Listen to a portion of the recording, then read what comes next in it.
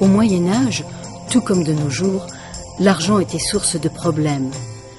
À cette époque, la monnaie universellement acceptée se présentait sous forme de pièces d'or et d'argent. Ces métaux étaient utilisés parce qu'ils étaient précieux, même en toute petite quantité, car ils étaient rares. Malheureusement, ils étaient donc aussi très recherchés et très convoités. Deux autres caractéristiques rendaient ces métaux très utiles pour frapper la monnaie.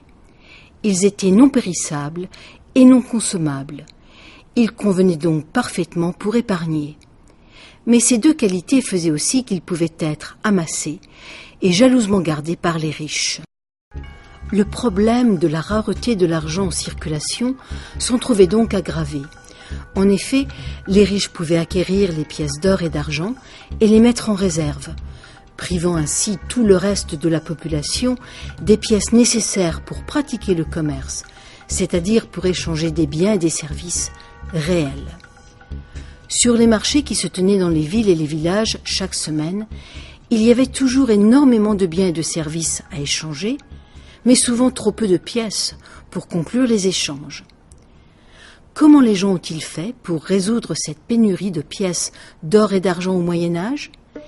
Ils ont inventé une monnaie de marché. Voilà comment ils ont procédé. Chaque vendeur savait pertinemment ce qu'il pourrait vendre s'il y avait suffisamment de pièces en circulation. Chacun pouvait donc émettre pour lui-même un crédit en fonction des ventes qu'il comptait faire. Et ce crédit que chacun s'accordait pouvait servir de monnaie pour acheter des produits et des services aux autres vendeurs. À l'époque, les gens qui participaient au marché public chaque semaine pouvaient procéder ainsi car ils étaient à la fois producteurs et consommateurs. Ils allaient au marché pour véritablement échanger leurs produits.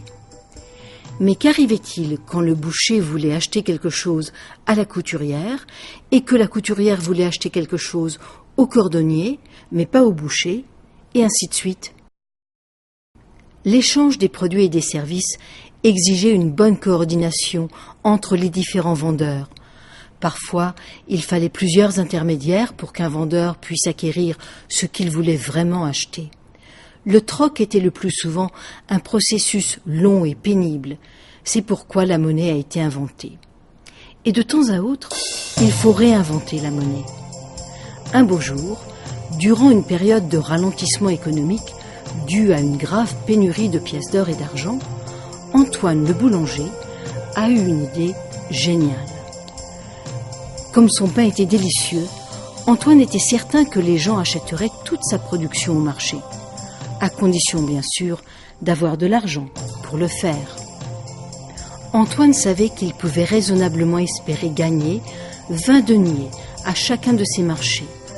Il s'est donc dit qu'il allait émettre des bons d'échange d'Antoine le boulanger pour une valeur totale de 20 deniers et qu'il allait persuader les autres vendeurs d'accepter cette monnaie virtuelle en échange de leurs produits ou de leurs services réels.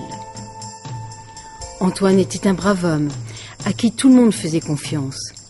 Il n'a donc eu aucun mal à acheter des produits et services aux autres marchands, pour un montant total de 20 deniers, avec ses bons d'échange. La plupart des autres marchands ont vite compris à quel point son idée était pratique. Ils se sont donc mis à utiliser à leur tour les bons d'échange d'Antoine le boulanger pour acheter d'autres produits et services sur le marché. Comme la valeur des bons d'Antoine était exprimée en deniers d'argent, chacun savait la valeur d'un bon relativement parlant. Et chacun savait que tous les bons étaient validés par l'abondante production de pain fraîchement sorti du four d'Antoine.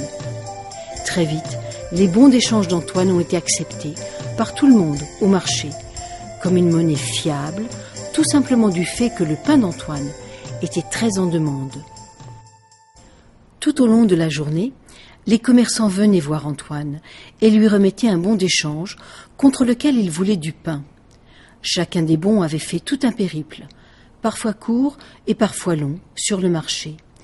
Et durant ce périple, chacun des bons avait permis des échanges tout à fait indépendants d'Antoine. Les autres producteurs ont alors décidé d'émettre leurs propres bons d'échange, validés par leurs produits et services. Une nouvelle monnaie, sous forme de produits et services virtuels, validée par une abondance de produits et de services réels, s'est imposée sur le marché. Comme il n'y avait plus pénurie de monnaie, tout le monde pouvait vendre ses produits ou services sans restriction, dans la mesure où il existait une demande réelle. Une ère de prospérité et de bonheur a suivi.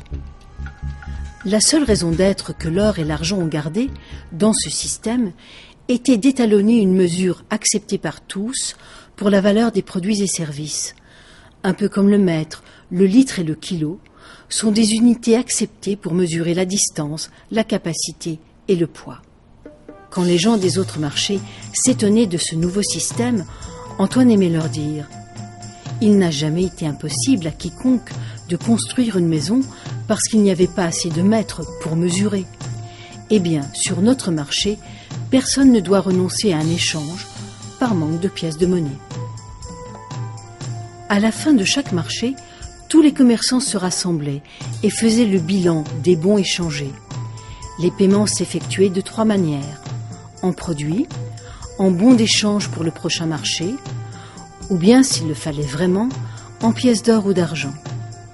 Le système marchait à merveille, pour une bonne raison.